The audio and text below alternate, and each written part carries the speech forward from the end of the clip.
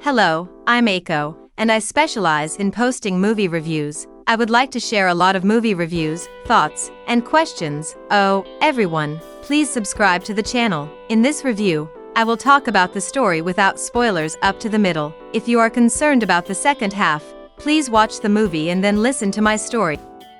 This time we will be talking about the French movie 1+1. The director is LucGodard. The cast includes a member of the Rolling Stones and Biazemski.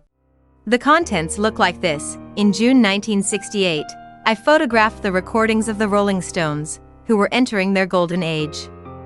This is a record of the sessions that led to the completion of the masterpiece Sympathy for the Devil, which was included in the album Beggar's Banquet released at the end of 1968. In between the recording scenes, various documentary-like fictional scenes are inserted. It depicts people involved in social movements, such as a revolutionary played by actress and Biazemski being interviewed, a porn bookstore owner reading Hitler's Mein Kampf, and activists preparing for a fight, and the Rolling Stones are nearing completion of Sympathy for the Devil. This is the content. I imagine that 80% of the people who are going to see this movie are Rolling Stones fans and about 20% are Godard fans. But before watching this movie, I would like to introduce you to the Rolling Stones' famous song, Sympathy for the Devil. I think it's good to know about it. If you didn't know, you'd be bored out of this movie. So why is it so important to know this song so that you can enjoy it? The sound of the early sessions portrayed in the movie is still far from the final version. I think it's really interesting for fans to wonder why that song was such a prototype and how it was perfected, and I think they'll want to thank Godard for keeping such good records of it. Brian Jones, who was the leader in the early days, remains here, and as a movie, I think you'll be interested in some of the scenes inserted in the middle. This seems to be sending out a social message, but I felt it was difficult to understand what it meant. However, if you keep in mind that most of the shots are taken in one shot, you might enjoy it quite a bit. I would like to express this movie in terms of scores. It's 90 points. I think it's worth watching this movie just to see the Rolling Stones recording. Now, from here on out, there will be spoilers. If you haven't seen this movie yet, please subscribe, like, and then close your browser or app. Everyone who watched this movie must be a Stones fan, right? At the beginning of the movie, I thought Sympathy for the Devil was only about 70% complete. The arrangement changes a lot, but the lyrics are pretty complete from the beginning.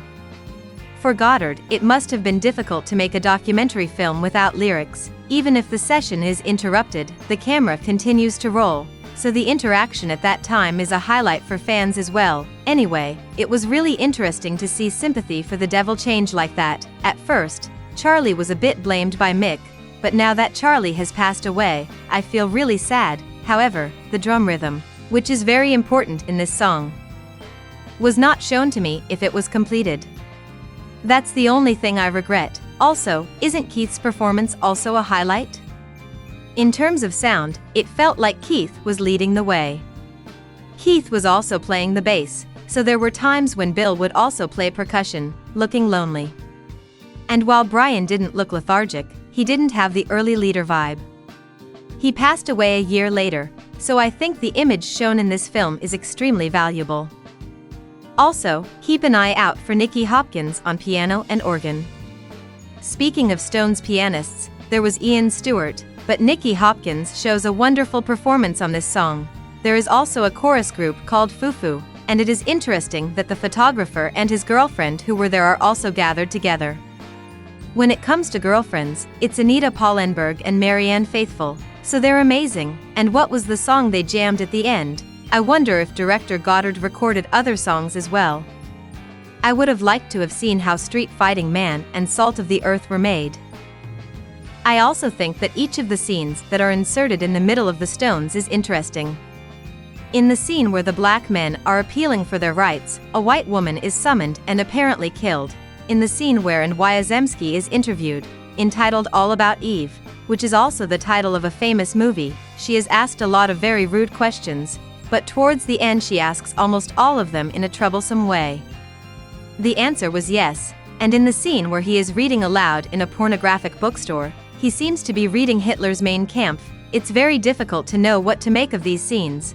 but rather than taking the message seriously, I vaguely felt that they were rebelling against society and the times. Anyway, what do the members of the Rolling Stones think about this movie? I'm concerned.